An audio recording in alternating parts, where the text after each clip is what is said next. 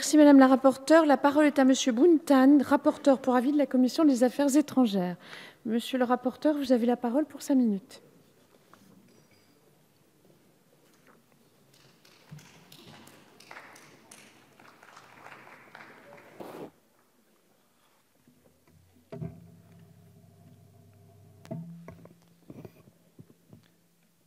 Monsieur le Président, Monsieur le Ministre, Madame la Présidente, Monsieur le Ministre, chers collègues, la situation de notre commerce extérieur est très préoccupante.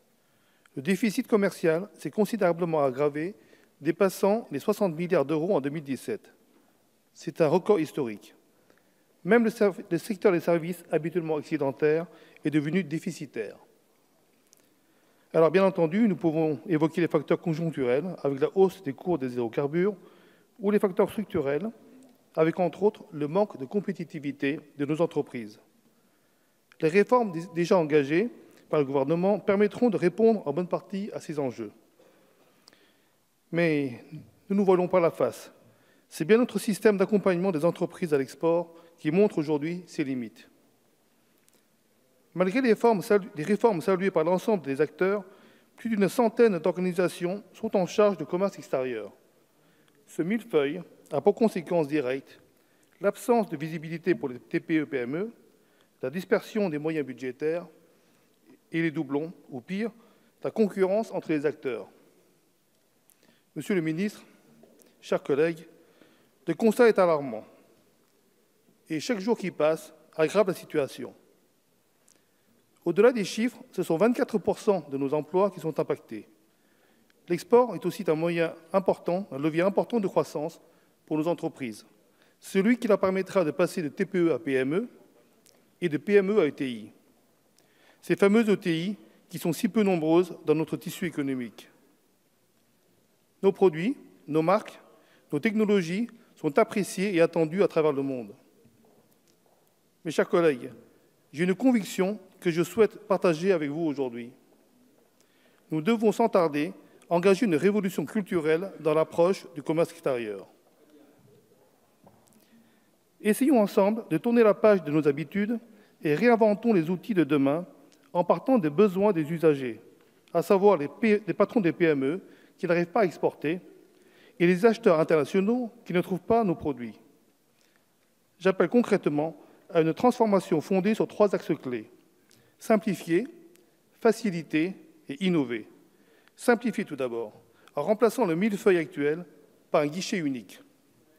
Faciliter ensuite l'accès des PME aux outils publics en réduisant leurs limitations et leurs conditions d'accès. Innover enfin en repensant l'existant, en inventant les outils qui manquent et en créant les comptoirs de France. Nous partageons maintenant tous ce constat alarmant. Je vous poserai donc 3 questions précises, Monsieur le Ministre. La première, la nouvelle équipe de Business France a pour feuille de route de proposer et de mettre en œuvre une nouvelle organisation de commerce extérieur dans un esprit de co-entreprise. Ces réformes ambitieuses sont-elles compatibles avec une nouvelle baisse des dotations après celle de 20% des dernières années? C'est un chantier qui demande des moyens. C'est pourquoi la Commission des Affaires étrangères a adopté un amendement vous proposant de reconduire les crédits de Business France et d'éviter ainsi un nouveau coup de rabot de 3 millions d'euros, ainsi qu'un amendement demandant le dépôt d'un rapport sur cette question. Les soutiendrez-vous? Les contraintes budgétaires ont entraîné ensuite des baisses successives de subventions pour Business France et ont conduit à des effets pervers. Nous constatons par exemple que la facturation des services aux entreprises représente aujourd'hui 50%, la moitié, du budget de Business France. Parallèlement à cela, le nombre de TPE-PME ayant recours à l'assurance prospection a été divisé par 2 en 2 ans. Et en même temps, l'assurance export gérée par Bpifrance dégage chaque année 600 millions d'excédents, et cela depuis plus de 20 ans. Ne faut-il pas réemployer une partie de cet excédent en faveur de notre commerce extérieur? D'autant plus que chaque euro investi engendre de 5 à 70 euros de facturation supplémentaire. Il est impensable que la France, emblème de la gastronomie, du luxe et de l'innovation, riche de ses innombrables spécialités locales, soit la lanterne rouge des pays exportateurs. Nos entreprises, souvent des TPE-PME, ont des besoins spécifiques pour exporter. Je propose d'expérimenter des comptoirs de France où seront mis en contact la multitude des petits producteurs avec des acheteurs étrangers et ils permettront également d'apporter des solutions de logistique viables.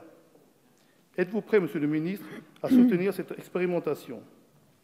Sous réserve des amendements que j'ai évoqués, la Commission des Affaires étrangères a émis un avis favorable au cri du commerce extérieur. Je vous remercie. Merci, Monsieur le rapporteur.